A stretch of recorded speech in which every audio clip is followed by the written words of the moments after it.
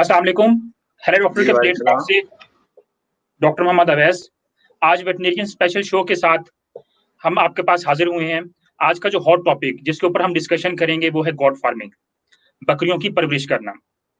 अब इसमें हमारे पास आज डिस्कशन के लिए पाकिस्तान के माया नाज एक्सपर्ट हाफिज वसीम मोहम्मद खान मौजूद हैं। अस्सलाम वालेकुम सर। जी वालेकुम सलाम। सर कैसे हैं आप, ठीक हैं? जी अल्लाह का शुक्र है, और आपके सुनने वालों के लिए भी सलाम।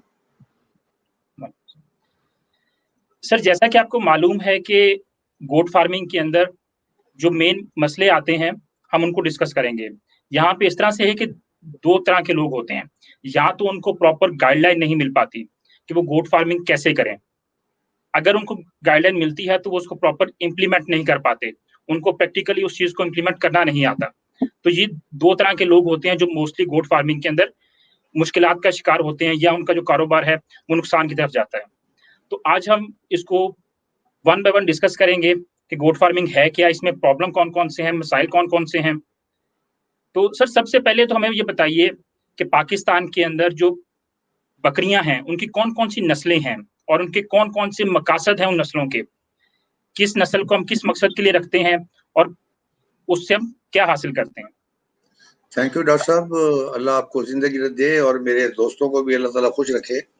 ये बहुत ही इम्पोर्टेंट टॉपिक है जिस पर आपने आज मुझसे कहा है कि मैं इसके अंदर शेयर करूं अपने सुनने वालों की जानकारी के लिए, और जो पाकिस्तान में शीप और गोट जो हैं वो लोग पाल रहे हैं। पहली बात तो आप ये याद रखें कि ये अल्लाह ताला की तरफ से दिया हुआ एक खजाना है। इसमें हमारी कोशिश बहुत कम है, और इसके अंदर कई किस्म के लोग मार्केट में मौजूद हैं इस पाकिस्तान के अंदर जो बकरियां पालते हैं। एक तो वो किस्म के लोग हैं कि जिनको जो नए आदमी हैं और उन्होंने देखा है कि इसमें पैसा बहुत ज्यादा है और वो बिजनेस के तौर पर इसको चलाना चाहते हैं, लेकिन उनको इसके प्रोटोकॉल्स का कोई पता नहीं है, और वो उस एम्बिशन के तहत आकर पैसे खर्च कर देते हैं। और ये जो कैलकुलेटर के ऊपर कैलकुलेशन करके वो ये समझते हैं कि इतना करोड़ का मुनाफा हो जाएगा। तो पहली किस्म तो यहाँ पर वो है। दूसरी किस्म जो है, जो यहाँ पर लोग जो जानवर पालते हैं, वो गरीब गुरबा और पॉवर्टी एलिविएशन को, अपने मुसीबत को जो जो टालने वाले जो हैं उसका एक जरिया उन्होंने बनाया हुआ है। ये वो लोग पालते हैं जिनके पास 4 होती हैं, 5 होती हैं, 6 होती हैं, और उन्होंने अपने बच्चों को दिया होता है। इसको मैनेज भी जो है वो या खवातीन करती हैं या उनके बच्चे करते हैं। और तीसरी चीज जो है वो सिर्फ देखभाल के लिए, नाम के लिए, देखभाल के लिए नहीं बल्कि नाम के लिए, कि उन्होंने कुछ जानवर पाले होते हैं और उसके बाद मेलों ठेलों के अंदर, चूंकि वो पढ़े लिखे होते हैं, उनको पता होता है, वो वहां उन जानवरों को सजा कर ले जाते हैं और फिर वहां पर इनाम मिलता है। और उनका असल बकरियों के बारे में इतना ज्यादा इल्म नहीं होता, लेकिन वो फिर उस सर्टिफिकेट को लेकर फिरते हैं और वो लोगों को बताते हैं कि ये मेरी गाय जो है या मेरी बकरी जो है ये फर्स्ट आई है, सेकंड आई है, थर्ड आई है। उसके नतीजे में उनको कुछ बेनिफिट्स होते हैं कि जब वो कभी गवर्नमेंट की तरफ से कोई कमेटी बनती है तो वो उसके मेंबर बन जाते हैं, ये उनको एक बेनिफिट होता है। दफ्तरों में उनका आना जाना हो जाता है। तो ऑन दी होल पाकिस्तान के अंदर अगर हम लें तो ये गरीब आदमियों का काम है, किन लोगों का काम है कि जिनके पास कोई और जरिया आमदनी नहीं है। अब ये जो बकरियां हैं ये आ, हमारी क्लाइमेटिक कंडीशन, हमारी जो जो जमीन के हालात हैं, हमारे जो मौसमियात हैं, उसके मुताबिक गिलगित से लेकर कराची तक ये पूरे ट्रैक्ट में आपको मिलेंगी। और इसके ऊपर इतना ज्यादा काम नहीं हुआ जितना हम समझ रहे हैं। कुछ नॉन ब्रीड्स मौजूद हैं और बेशुमार ऐसी ब्रीड्स हैं जिसको आप नॉन डिस्क्रिप्ट कहते हैं, कि वो आपको कश्मीर के किसी इलाके में मिल जाएगी, मर्दान में मिल जाएगी, गवादर में मिल जाएगी, लेकिन उसके ऊपर जो है उसकी जो नस्ल के बारे में इतनी ज्यादा तहकीक वगैरह नहीं हुई। लेकिन जो आम तौर पर लोग जानते हैं यहाँ पर जो मौजूद हैं, उसके अंदर एक बीतल है और बीतल की आगे 6 किस्में हैं।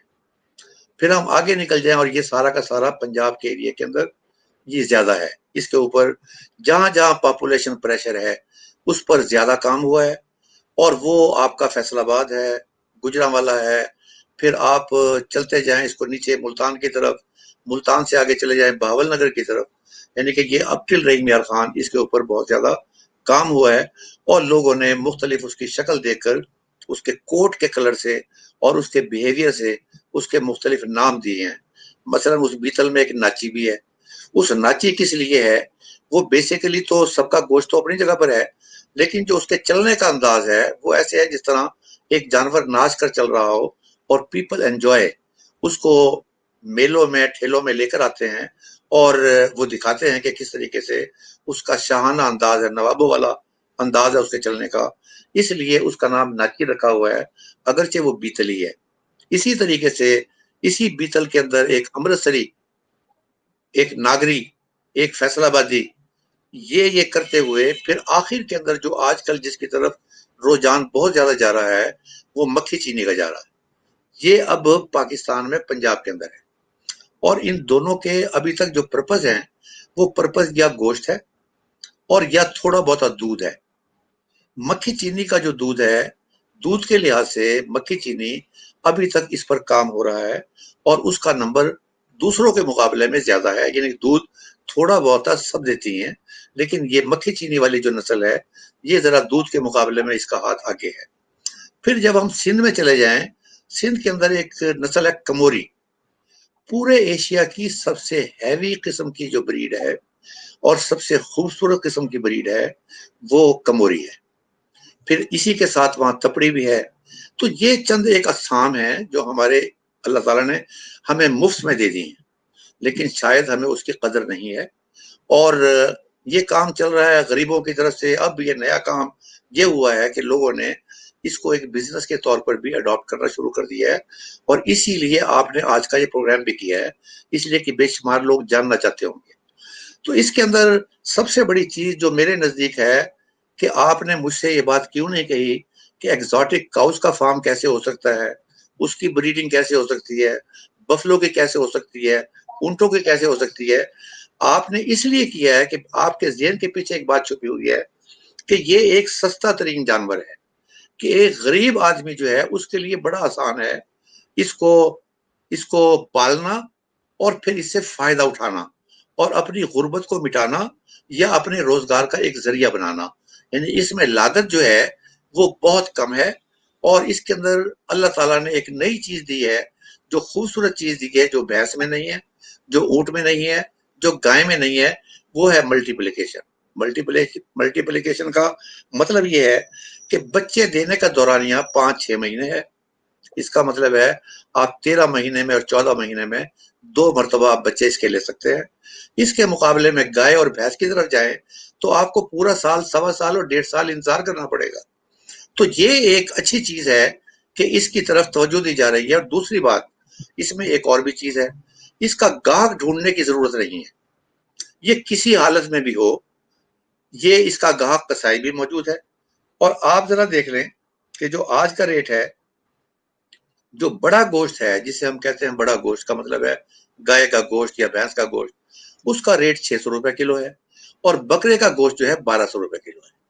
تو یہ کچھ چیزیں ایسی ہیں کہ اگر اس کو دیکھ بھال کی جائے اور اس کو ذرا دھیان کے ساتھ اور ان چیزوں کے ساتھ جو اس کی بڑھوتری کے لیے ضروری ہے، اس کی بیماریوں کو کم کرتی ہو، بیماریوں سے بچاتی ہو، اس کے بچے زیادہ پیدا کرتی ہو، اس کی شان کو بڑھاتی ہو، اگر ان چیزوں کی طرف توجہ دے لی جائے تو میرے نزدیک یہ ایک بہت اچھا کام ہے حال حاضر۔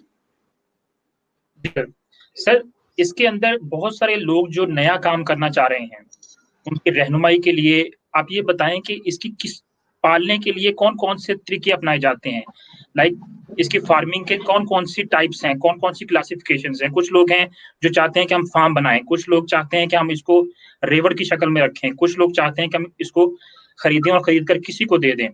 تو اس کے اوپر تھوڑا سا رہنمائی دیں ہمیں کہ اس کی کون کون سی اقسام ہیں؟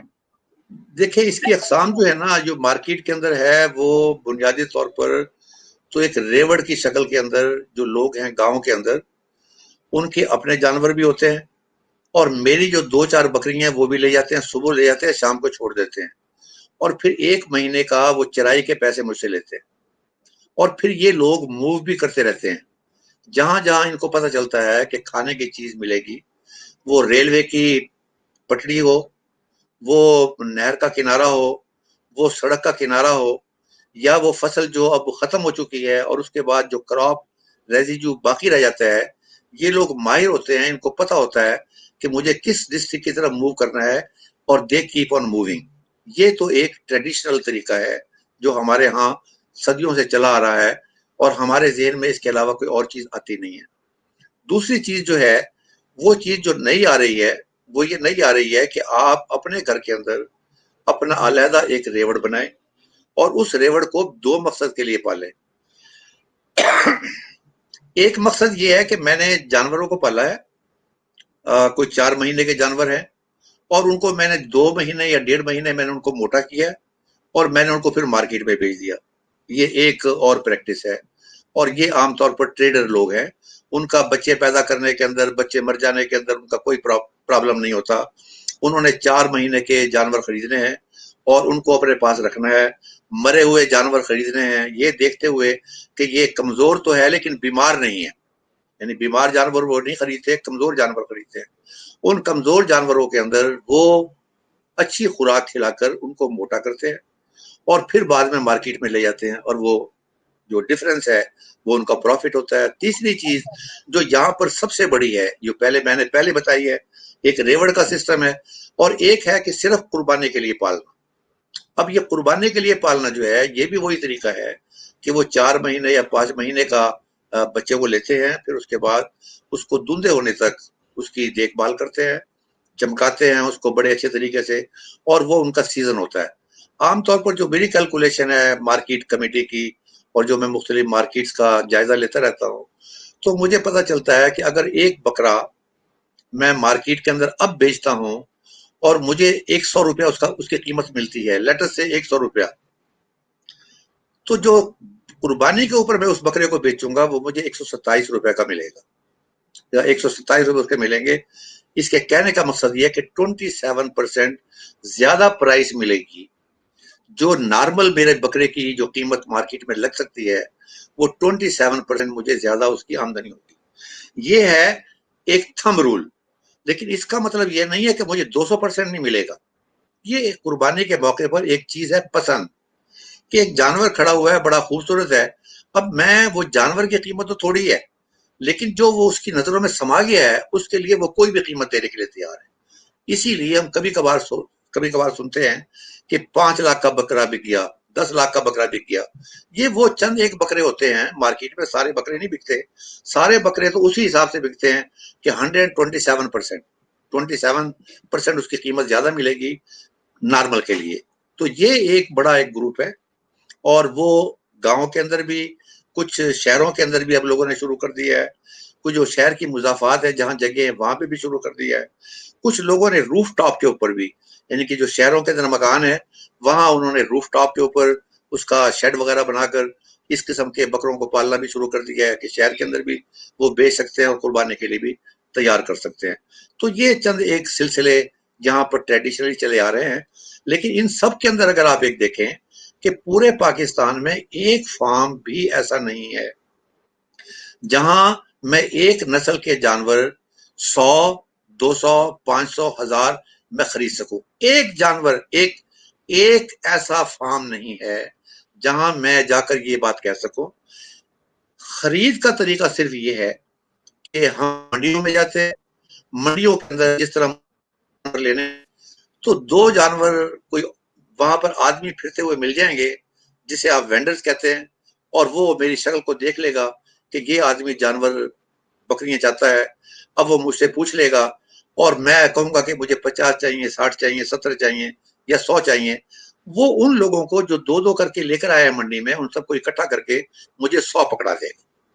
और जब मैं ये लेकर जाऊंगा तो वहां पर एक वेव आएगी, जिस तरह कोरोना की वेव है ना, कि आज 2 मर गए, कल को 4 मर गए, परसों 5 मर गए। वजह उसकी ये है कि वो जो मुख्तलिफ इलाकों से आए हैं, तो मुख्तलिफ इलाकों की बीमारियां भी लेकर आए। लेकिन अगर उसका सोर्स एक होता तो फिर मैं जहां मर्जी भी लेकर चला जाता।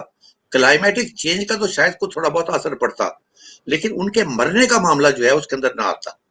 तो ये जो इस वक्त जो सबसे बड़ा प्रॉब्लम है, वो यही प्रॉब्लम है कि यहाँ पर कोई फार्म नहीं है जहां पर मेरी जेब में पैसे हों اور میں یہ کہوں کہ مجھے 100 امرتسری چاہیے، مجھے 100 ناگری چاہیے، مجھے 100 مکی چینی چاہیے، یہ والا معاملہ نہیں ہے۔ تو اس کا ایک ہی طریقہ ہے جو میں سوچتا ہوں، میرے وہ بھائی جو 500 جانوروں کے اوپر یہ فارم کھولنے کے لیے تیار ہیں، وہ پھر اپنے علاقے کا جو 10 کلومیٹر کا فاصلہ ہے، اس میں ایسے ایڑ جو یہ لوگ ہڑ لے کے پھرتے ہیں اور ان کے رہنے کی جگہ بھی ہوتی ہے، وہ وہاں سے ینگ جانوروں کو خریدیں اور تھوڑے لے لیں، لیکن وہ ایک ایریا کے اندر ہوں گے اور اس ایریا کے اندر بینیفٹ ہوگا کہ ان کو پرابلم کوئی نہیں ہوگا، اس کے اندر بیماریوں کے کم آنے کا امکان ہے، اس لیے کہ آلریڈی وہ سروائیو کر رہی ہیں۔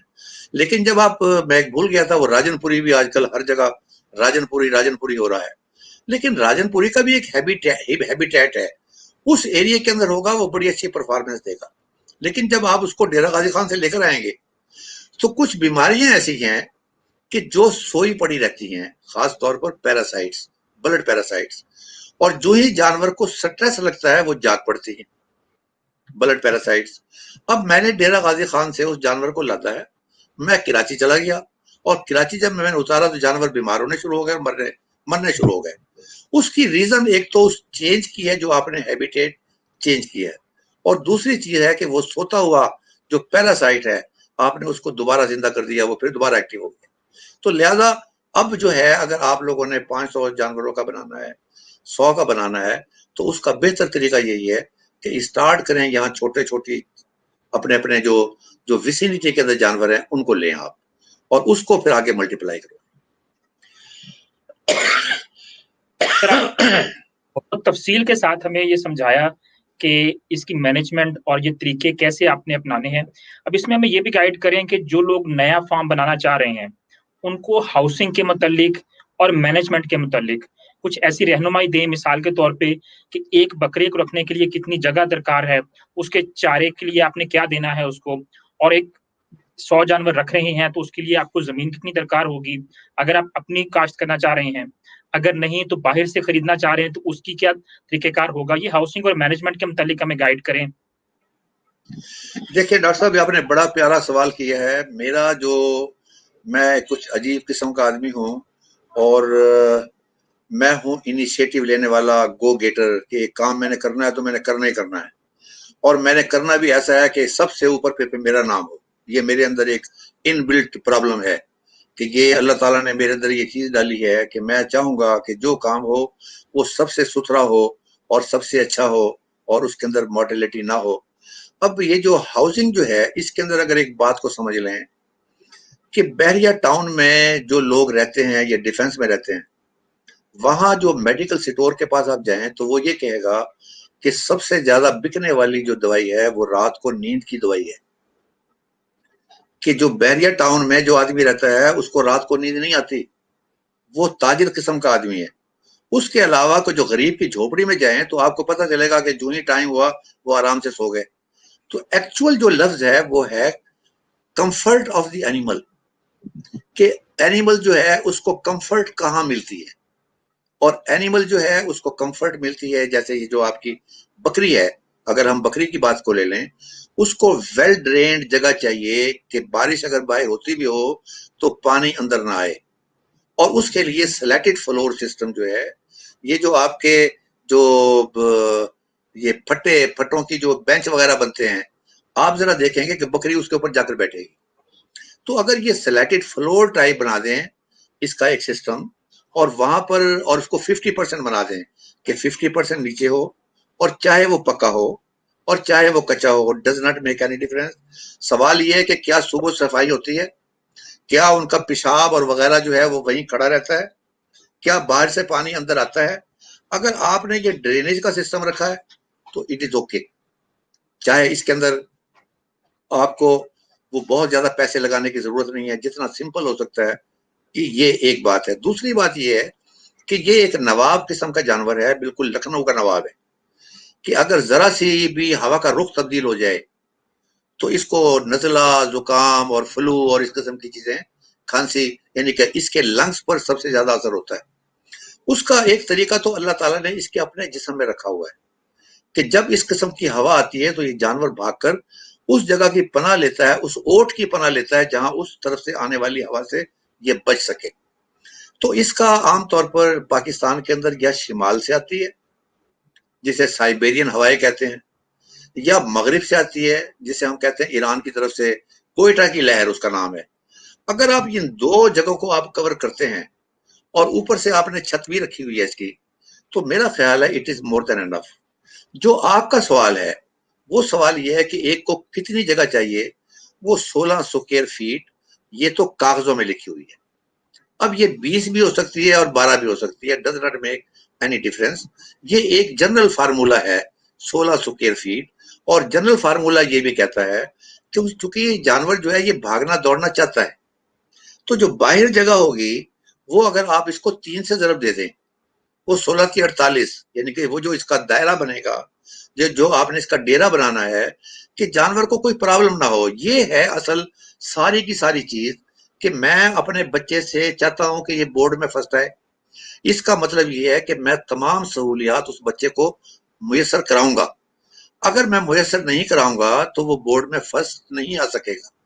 اگر میں ان بکریوں سے بہتر پیداوار لیتا ہوں تو جو بکریوں کی ڈیمانڈ ہے وہ مجھے پوری کرنی پڑے گی، اور اس کا یہ ہے کہ کمفرٹ آف دی اینیمل، ایک یہ چیز، اور دوسرا اسے کہتے ہیں animal food security. Animal food security کا مطلب یہ نہیں ہے، کبھی آپ نے دیکھا ہے یہ میرے بھائی جو ریوڑ پالتے ہیں اور جو سٹال فیڈنگ کے سخت خلاف ہیں، کبھی ذرا غور کریں جب صبح وہ بکریوں کو کھولتے ہیں تو بکریاں تیزی سے باہر بھاگتی ہیں، اس لیے کہ ان کو یقین نہیں ہے کہ باہر جا کے کچھ ملے گا نہیں ملے گا۔ اگر مجھے یقین ہو کہ مجھے ملے گا تو پھر بھاگنے کی ضرورت نہیں ہے، اور نتیجتاً جو طاقتور جانور ہے وہ پہلے پہنچ جاتا ہے، وہ کھا لیتا ہے، اور جو کمزور جانور ہے اس کو کم ملتا ہے۔ لیکن جب یہ آپ سٹال فیڈنگ کرتے ہیں تو اس کے اندر آپ اینیمل فوڈ سیکیورٹی کا اس طرح خیال رکھتے ہیں کہ آپ کے پاس کتنے جانور ہیں، ایک جانور کی ڈیلی خوراک کیا ہے، مہینے کی کتنی خوراک ہے، سال کی کتنی خوراک ہے، یہ آپ کے پاس سٹور میں موجود ہوتی ہے، اور آپ کا جانور کبھی بھوکا نہیں ہوتا۔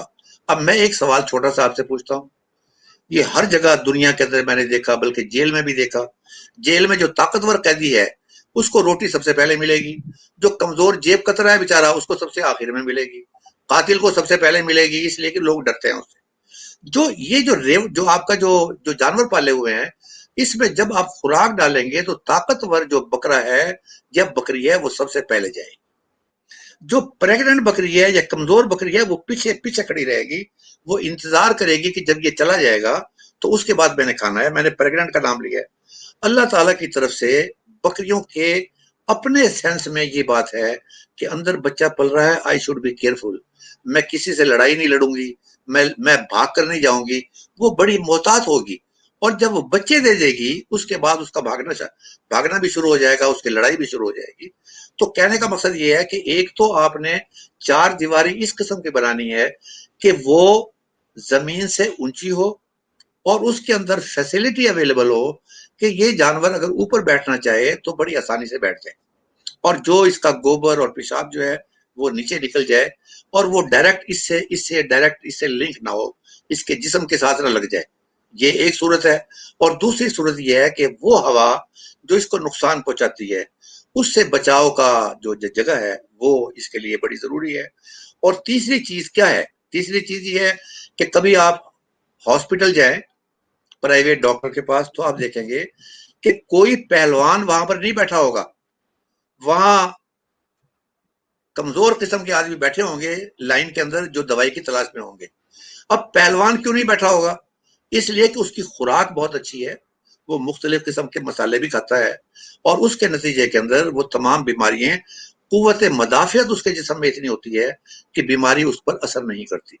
تو لہذا اگر ان بکریوں کا آپ خوراک میں ان کے ملٹی وٹامنز اور ملٹی منرلز اگر اس کا حساب کریں گے، اور اس کو بچاؤ کی صورت ایسی دیں گے، میں بچاؤ کی صورت وہ دینا ہی نہیں چاہتا کہ جی آپ نے اے سی لگانا ہے، آپ نے ہوائیں لگانی ہیں، آپ نے یہ کرنا ہے اور آپ نے وہ کرنا ہے، مطلب ہے لیٹ اس بی آرگینک، کہ جو اللہ تعالیٰ نے ہمارا سسٹم بنایا ہے، اگر میں نے سخت گرمی میں باہر گزار لی ہے درخت کے نیچے تو آہستہ آہستہ مجھے عادت پڑ جائے گی، اور اگر مجھے پڑ گئی اے سی کی عادت، جو ہی میں باہر نکلوں گا میں واپس آ جاؤں گا، اور اسی کی بنیاد پر اور مصیبتیں بھی آئیں گی۔ تو یہاں پر بکریوں کے لیے ہوادار ہو، سپیشیس ہو یعنی کھلا ہو، وہاں لڑائی نہ ہو، جگہ کے لیے لڑائی نہ ہو۔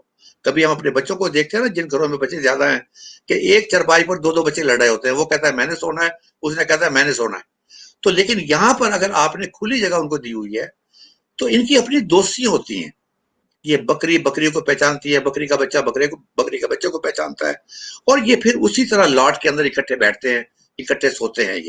یہ میرے نزدیک چیزیں ہیں۔ میں ہائی فائی جو ہاؤسنگ ہے، جسے آپ یہ لفظ کہہ لیں کہ میں تاج محل بنانے کے اوپر پیسہ خرچ نہیں کروں گا، میں پہلوان پر خرچہ کروں گا، یعنی کہ بکری اچھی ہو، اس کی دیکھ بھال اچھی ہو، اس کی خوراک بہت اچھی ہو، اور اس کی خوراک بیلنس ہو۔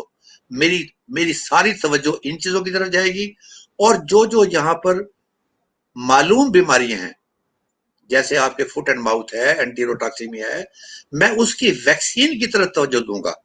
میں ویکسین جب نہیں کرواؤں گا جب میرے 2 جانور پھٹکے کھا چکے ہوں گے، اس کے بعد خیال آئے گا کہ وہ میں نے تو یاد ہی نہیں سکا، میں وہ FMD دی ویکسین لگوانی چاہیے، میں اس کو 1 مہینہ پہلے، وقت آنے سے پہلے لگواؤں گا۔ تو یہ چند چیزیں ہیں جو آپ کے جانوروں کو کبھی بیمار نہیں ہونے دیں۔ سر آپ نے بہت اچھی رہنمائی کی ہماری اس کے ہاؤسنگ اور مینجمنٹ کے متعلق۔ اب جب لوگ بکریاں لے آتے ہیں، اس کو پالنا شروع کر دیتے ہیں، تو وہاں پر انہیں محسوس ہوتا ہے کہ اس میں کسی قسم کی بیماری آ رہی ہے۔ بیماری آنے کے بعد وہ کوئی گھریلو ٹوٹکے، کوئی دیسی ٹوٹکے استعمال کرتے ہیں، کیونکہ وہ ایکسپرٹ لوگ نہیں ہیں، وہ نیا کاروبار شروع کر رہے ہیں۔ وہاں پہ انہیں اس چیز کو سمجھنے کی ضرورت ہے کہ یہاں پہ تو وہ اس کو بہتر طریقے سے ہینڈل کر سکتا ہے۔ سر اس کے متعلق ہمیں گائیڈ کریں کہ ایک ویٹرنری ڈاکٹر کی گوٹ فارمنگ کے اندر کتنی ضرورت ہے، یا اس کو کہاں پہ استعمال کیا جا سکتا ہے؟ اچھا، یہ تو آپ نے کیا کہتے ہیں، دم پر پاؤں رکھ دیا آپ نے، دکھتی رگ پہ ہاتھ رکھ دیا آپ نے۔ ایکچولی لوگ یہ سمجھتے ہیں کہ جو سرکاری گورنمنٹ ڈاکٹر ہیں، وہاں جا کر پوچھ لیا اور وہ وہاں بیٹھا ہوا ہے اور اس نے دوائی بتا بھی دی ہے بغیر مریض کو دیکھے ہوئے، اور بغیر مریض کو دیکھے ہوئے جو ہے وہ اس کی صورتحال لوگ اس طرح توجہ نہیں دیتے۔ اور ٹوٹکے پہ کچھ ٹوٹکے تو ایسے ہیں جو نون ہوتے ہیں، جیسے ہمارے پاس لونگ ہے، ہر آدمی کو پتہ ہے گرم ہے، میں نے اگر اپنا بلڈ پریشر ہائی کرنا ہو تو بڑی الائچی میں کھاؤں گا، میں نے ہاضمہ درست کرنا ہو تو میں نے سونف کھانی ہے۔ یعنی کچھ چیزیں تو نون ہے، اس کے اوپر تو کوئی لڑائی نہیں ہے۔ لیکن جب آپ بزنس کے طور پر اس کو چلانا چاہتے ہیں اور آپ کے جانور بھی زیادہ ہیں، تو آپ کو پتا ہوگا کہ آپ کا پروفٹ ان جانوروں میں ہے جو صحیح سلامت ہو کر بک جائیں۔ اگر صحیح سلامت بکنے سے پہلے مر گیا تو اس کا مطلب یہ ہے کہ آپ کا جو پروفٹ ہے وہ تو ضائع ہو گیا۔ تو یہ ایک بہت ضروری کام ہے کہ اگر آپ نے اس کو چلانا ہے صحیح طریقے سے، تو صحیح طریقے سے چلانے کے اوپر آپ کو ویٹ جو ہے اس کے ساتھ لنکیج جو ہے وہ انتہا کا ضروری ہے، اور وہی آپ کی رہنمائی اچھے طریقے سے کرتا ہے۔ یہ جو جانور زیادہ مرتے ہیں وہ ٹوٹکوں کی وجہ سے مرتے ہیں، اس لیے کہ وہ ٹائم برباد ہو جاتا ہے۔ آج جو مرض کی شدت ہے، اگر میں نے آج ہی ایڈریس نہیں کیا تو کل کو اس کی شدت اور زیادہ ہو جائے گی، پرسوں کو اور ہو جائے گی، اور آخر وہ موت تک لے جائے گا۔ یعنی کہ جب ڈاکٹر کے پاس پہنچیں گے تو ڈاکٹر کہے گا لے جاؤ اس کو حلال کر دو، میں نے اپنا نام برباد نہیں کرنا، کیونکہ کل کو تم نے یہ کہنا ہے کہ میں نے جو دوائی بتائی ہے، جو ہی میں نے انجیکشن لگایا تمہارا جانور مر گیا، حالانکہ تم اس سٹیج پر جانور کو لے کر آئے ہو کہ اس نے مرنا ہی مرنا ہے۔ تو لہذا ہم بات کر رہے ہیں اس کی مینجمنٹ کی، اور اگر آپ نے مینج کرنا ہو تو یہ جو لنکیج ہے ود ویٹرنری سروسز، یہ it is very very important. اس کے بغیر پھر بزنس کا تصور نہیں ہے۔ پھر ٹریڈیشنل جو وے ہے وہ اس کے ساتھ چلتی ہے کہ چلیں یہ روٹی کھلا دی، یہ لہسن کھلا دیا، پیاز کھلا دی، پھر دین اٹ از اوکے، وہ مر بھی گیا تو does not make any difference, اس کو یہ خیال نہیں ہے۔ لیکن یہ جو بزنس والا گروپ ہے، چونکہ خرید سے لے کے آخر تک وہاں جو آدمی انہوں نے رکھا ہوا وہ نوکر، اس کی بھی تنخواہ دیتے ہیں، بجلی کا بل بھی دیتے ہیں، دوائیوں کے پیسے بھی لگاتے ہیں، تو پھر یہاں پر we will have to do it accordingly. پھر ہم نے ماڈرن طریقے سے چلنا ہے، اور اس کے اندر آپ نے بڑی صحیح بات بتائی ہے کہ پھر یہ جو آپ کا جو ویٹرنری ڈاکٹر کے ساتھ جو لنکیج ہے، یہ اٹ از مسٹ۔ سر اس میں اب ہمیں یہ بھی بتائیں کہ ہم نے جانور لے آئے، ان کو پال لیا، وہ ہمارے جانور تیار ہو گئے، تیار ہونے کے بعد پاکستان کے موجودہ صورتحال کے اندر کون کون سے ایسی آپشنز ہیں جو ایک نیا فارمر اڈاپٹ کر سکتا ہے اس کو بیچنے کے لیے؟ کچھ لوگ منڈیوں میں چلے جاتے ہیں، کچھ لوگ کسی ہوٹلوں پہ چلے جاتے ہیں. اب اس میں کوئی نئی اپروچ ہمیں چاہیے تاکہ ہمیں زیادہ سے زیادہ پروفٹ حاصل ہو سکے. سر اس کے متعلق ہمیں گائیڈ کریں. دیکھیں یہ بڑی پیاری بات کی آپ نے. ہم let me start from the very beginning. جی میرے پاس جانور ہیں اور ایک جانور مر رہا ہے. بکری کی بات کر رہے ہیں ہم، بکری یا بیٹ کی.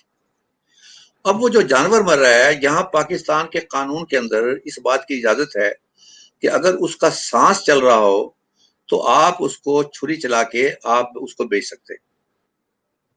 اسے لفظ اس کا ٹیپیکلی ہے حلال کر دیا. حلال کرنے کا مطلب ہے، قصائی کو بھی پتا ہے حلال کا مطلب کیا ہے. اس کا مطلب ہے اس جانور نے ہر صورت میں مرنا تھا، لہذا مرنے سے پہلے اس کے اوپر چھری چل گئی اور وہ آدھے پیسوں کے اندر وہ آپ سے جانور فوری طور پر بھاگا ہوا آئے گا، اس لیے کہ اس نے اپنا جو گوشت بیچنا ہے وہ پورے پیسوں پر بیچنا ہے. تو ایک تو یہ کسی صورت کے اندر بھی یہ گھاٹے کا سودا نہیں ہے، اس نے اس صورت میں بھی آپ کو کچھ پیسے دے کر جانے ہیں.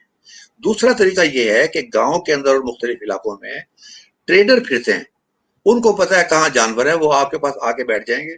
وہ کہتے ہیں میں جانور خریدنا، میں نے وہ بکرا دے دو، وہ بکری دے دو، اور ان کا کام یہ ہوتا ہے کہ یہاں سے خریدنا ہے اور کسی منڈی میں یا کسی اور جگہ جا کر بیچ دینا. یہ ایک ٹریڈیشنل لنکیج ہے.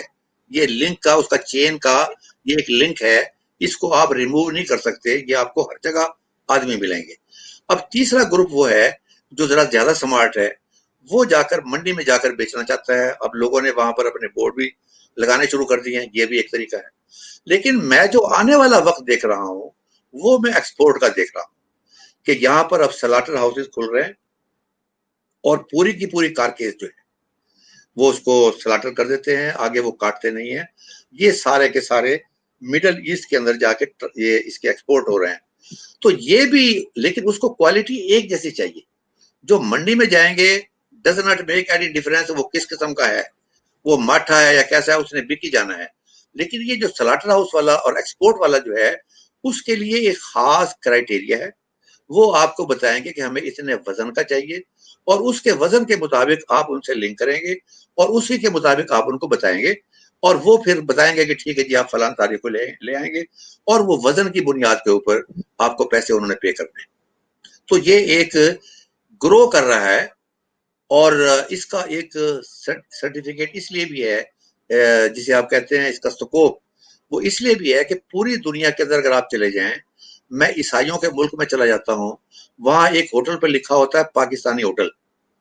اب سارے جو دنیا کی مسلمان ہیں، کوئی افریقہ سے آیا ہوا ہے، کوئی فلسطین سے آیا ہوا ہے، جو اس علاقے میں کام کر رہے ہوں گے یا پھر رہے ہوں گے، جب پاکستانی ہوٹل کا دیکھیں گے تو وہ خاموشی سے اندر چلے جائیں گے. ان کو پتا چلے گا کہ یہاں گوشت حلال ملے گا. یہ آپ کو ایک بہت بڑا بینیفٹ ہے. اور یہ جو اب ایکسپورٹ والا جو گروپ آ رہا ہے جسے سو کالڈ سلاٹر ہاؤسز کہتے ہیں، تو یہ اسی کو کیٹر کرے گا. تو لہذا یہ ایک اور ایونیو کھل رہا ہے. تو یہ میرا خیال یہ ہے کہ ان کو ان سے لنک کرنا چاہیے اور پتہ کرنا چاہیے کہ کس کوالٹی کے جانور، کس ویٹ کے جانور. یہ جو خاص طور پہ جو آپ کا ٹیڈی بکرا ہے اس کی ایک ہی خوبی ہے، اور وہ خوبی یہ ہے کہ آپ ٹیڈی بکرے کو اگر آپ یہاں لاہور میں بھی کسی دکان پر لگائیں ذبح کر کے، تو آدمی کہے گا اس میں 6 کلو 7 کلو وزن ہوگا اور وہ یہ کہے گا جی پورا ہی تول دیں. ریزن اس کی کیا ہے کہ جب آپ کسائی سے گوشت لیتے ہیں تو پتہ چلتا ہے ساری بوٹیاں تو گل گئی ہیں، 2 بوٹیاں نہیں گلی، اور وہ اس کے ہاتھ کا کمال ہے کہ اس نے 2-4 گئے گزرا کوئی بوڑھا قسم کا بکرا اس کی بوٹیاں بھی ڈال دی ہیں. تو یہ جب وہ کہتے ہیں نا کہ آدھا بکرا کاٹ دو، اس کا مطلب یہ ہے کہ مجھے رلا ملا نہیں چاہیے، یہ صاف ستھرا آدھا بکرا ہی ہوگا. تو یہ ان لوگوں کا بھی ایک سرٹن ایک ویٹ ہے اور مختلف ممالک کے اندر مختلف ڈیمانڈ ہے. اس کے مطابق وہ بتاتے ہیں کہ جی ہمارا یہ مال اس ملک میں جائے گا، لہذا ہمیں اس ویٹ کا جو ہے بکرا چاہیے، ہمارا اس ملک میں جائے گا یہ اس میں جائے گا. میں سعودی عرب میں 15 سال رہا ہوں اور وہاں دکانوں پر لکھا ہوتا تھا کسائی کی کہ یہاں پاکستانی بکرے ملتے ہیں. اب میں وہاں جاتا ہوں، پتہ چلا ہے کہ یہ اس زمانے کی بات ہے، بیک ان 2001. تو پاکستانی بکرے کی قیمت کا جو گوشت ہے وہ تھا 20 ریال کلو. اب اسی دکان پر آسٹریلین بھی مل رہا ہے، وہ مل رہا تھا 10 ریال کلو، وہاں نیوزی لینڈ کا بھی ہے، پتہ چلا وہ مل رہا 8 ریال کا کلو، وہاں پر یہ کینیا اور سوڈان کا بھی مل رہا ہے، وہ بھی 10 ریال کا کلو. تو سو یو کین امیجن. اور اس کی وجہ یہ ہے کہ جس طرح ہمارے ہاں جانوروں کی کھلائی پلائی کا خیال کرتے ہیں، اس سے جانور کے گوشت میں خاص قسم کا ٹیسٹ پیدا ہو جاتا ہے، اور وہ ٹیسٹ جو ہے یا بیتل کے اندر ہے یا کموری کے اندر ہے اور یا سیرین گوٹ کے اندر ہے. تو یہ دونوں، یہ تینوں جو ہیں، یہ تقریباً اسی ریٹ کے اوپر وہ گوشت بکتا ہے کہ کھانے پر لوگوں کو اچھی سمیل یا اچھا ٹیسٹ اس کا آتا ہے. تو یہ ایک بہت بڑا ایک بزنس ہے جو آنے والے وقتوں میں آنے والا ہے، اور ہمارے لوگوں کو اس کے لیے تیار رہنا چاہیے. سر بالکل آپ نے صحیح رہنمائی فرمائی ہماری کہ جو نیا فارمر ہے اس کو نئی اپروچ کے ساتھ اس بزنس کو کرنا چاہیے. سر اس میں ایک دو آپشنز اور بھی ہیں کہ لائک پاکستان کے اندر جو سپر مارکیٹ ہے، جو بڑی بڑی سپر چینز ہیں، وہاں پہ آپ کو میٹ شاپس ملیں گی. اب وہ لوگ جو ہیں وہ بھی کوالٹی کا گوشت خریدنا چاہتے ہیں، تو آپ ان سے رابطہ کر سکتے ہیں جو نئے فارمرز ہیں کہ ہم لوگ آپ کو ذبح کیا ہوا گوشت اچھی کنڈیشن کے اندر، اچھی کوالٹی کے اندر پرووائڈ کریں گے. اس کے علاوہ جو حج کا موقع ہوتا ہے سر، وہاں پہ بھی جانور جاتے ہیں. سر اس میں گورنمنٹ کو کیا رول پلے کرنا چاہیے اس پورے گوٹ فارمنگ کے اندر؟ بیکاز جیسا کہ ابھی ریسنٹ جو حکومت تھی اس نے اس کے اوپر بہت زیادہ زور دیا اور اسکیمز بھی لانچ کی بڑے جانوروں میں، کٹا پال اور بچہ پال اسکیم. تو بکریوں اور بھیڑوں کے لیے خاص طور پہ حکومت کون سی اسکیم لے کے آ رہی ہے یا کون سی لے کے آنی چاہیے انہیں؟ دیکھیں یہ بڑا انفارچونیٹ جو ہے آپ نے ٹاپک کیا ہے. ہمارے ہاں 73 ایئرس کے اندر جب سے پاکستان بنا ہے بہت اچھے اچھے پروگرامز لانچ کیے گئے، لیکن سنگل موسٹ پرابلم کیا ہے، اس میں کنٹینیوٹی نہیں ہے. آج میں جو آپ کے سامنے بات کہہ رہا ہوں، کل کو جب میں آؤں گا اور میں آپ کے سامنے کوئی اور چیز میں لے آؤں گا تو مجھے پہلے والی بات بھی یاد نہیں رہے گی. تو یہ سارا کا سارا اگر آپ دیکھیں تمام سکیموں کو تو بہترین سکیمیں یہاں متعارف کروائی گئی ہیں. ابھی بھی آپ فرما رہے ہیں کہ یہ متعارف کروائی گئی ہیں، لیکن یہاں پر انفارچونیٹلی اس کے اندر کنٹینیوٹی نہیں ہے اور لوگ اسٹارٹ کر کے بھول جاتے ہیں. اس کے نتیجے کے اندر میں یہ سمجھتا ہوں کہ گورنمنٹ کی طرف سے رہنمائی جو ہے یا اس کے اندر سے مدد جو ہے، میں تو ٹوٹلی ڈس اپوائنٹڈ ہوں. مجھے صرف یہ لگتا ہے کہ جو پرائیویٹ سیکٹر یا ہمارے کسان بھائی خود کر سکتے ہیں. ابھی آپ نے ایک بات بتائی ہے کہ میں نے پہلے بتایا تھا کہ کسان جو ہے کسائی کو گھر بھی بلا سکتا ہے، ٹریڈر بھی اس کے گھر آ سکتا ہے، وہ منڈی میں بھی جا سکتا ہے. آپ نے ایک چیز بتائی کہ وہ سپر مارکیٹ میں بھی جا سکتا ہے. تو وہ کسان ہی جائے گا، کوئی اور نہیں جائے گا. لیکن گورنمنٹ کی طرف سے گورنمنٹ کے اور معاملات ہیں ایسے کہ جس کے اندر مجھے وہ وائبرنسی نظر نہیں آتی. اس لیے اگر ہم گورنمنٹ کے کھاتے میں رہیں گے تو پھر میرا خیال ہے we will be nowhere. Government کو فیسیلیٹیٹ کرنا چاہیے.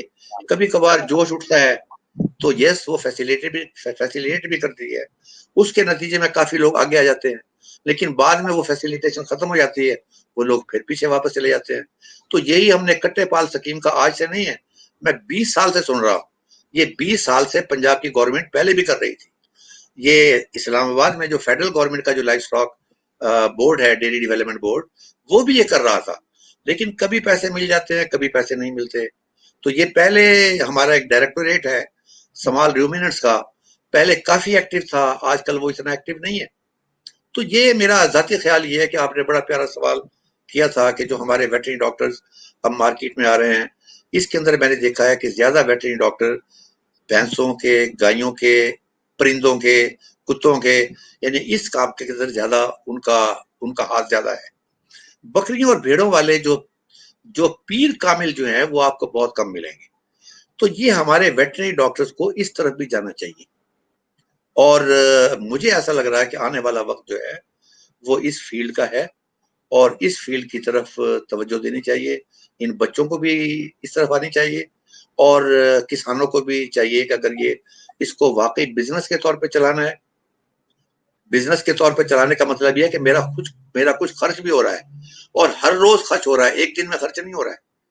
جو ٹریڈیشنلی ہے، کبھی بکری نے کھایا کبھی بکری نے نہیں کھایا، کبھی کسی کا کھیت خالی ہوا، کبھی کسی کا کھیت خالی نہیں ہوا، تو جانور ذرا موٹا ہو گیا، پھر پتلا ہو گیا، موٹا ہو گیا، پتلا ہو گیا، لیکن وہ زندہ رہا۔ لیکن جب آپ بزنس کی بات کرتے ہیں تو اس کا مطلب ہے پرماننٹ گروتھ ہے، ایک سرٹن لیول کی گروتھ ہے۔ آپ کا جانور صحت مند بھی رہنا چاہیے، اس کے بچے بھی پیدا ہونے چاہیے، اس کو بیمار بھی نہیں ہونا چاہیے، تاکہ جب وہ فائنل پروڈکٹ ہے، وہ جو آپ کی کیلکولیشن کے مطابق وہاں سے اس کو پیسے، اس کو ریونیو ملتا رہے۔ جی سر، اس میں جو آپ نے آج ڈسکشن کی، اس میں وہ ساری سنہری باتیں ہیں جو ایک نیا فارمر یا جو پہلے فارمنگ کر رہا ہے ان کو فالو کرے تو وہ ایک کامیاب فارمنگ کی طرف جا سکتا ہے۔ سر آپ کے قیمتی وقت کا بہت بہت شکریہ۔ انشاءاللہ ہم اگلے سیشن کے اندر جو ایک آئیڈیل فارمنگ ہے، آئیڈیل جو ماڈل ہے گوٹ فارمنگ کا، اس کے اوپر بات کریں گے کہ ایک بزنس مین کو کیسے کیسے کون کون سی لینڈ اکوائر کرنی چاہیے، کتنے اینیملز رکھنے چاہیے، اس چیز کو ہم ڈسکشن میں لے کے آئیں گے، تاکہ ایک جو سوچ لے کے بیٹھا ہوا انسان کہ میں نے یہ گوٹ فارمنگ کرنی ہے، اس کو ہم پریکٹیکل اور فگرز کے ساتھ چیزیں بتائیں کہ اتنے ایکڑ آپ زمین لیں گے، اتنے جانور لیں گے۔ سر آپ کے قیمتی وقت کا بہت شکریہ۔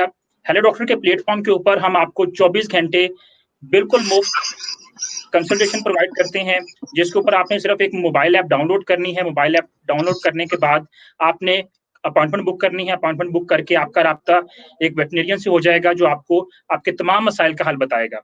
بہت شکریہ۔ اسی کے ساتھ مجھے دیجیے اجازت۔ اللہ حافظ۔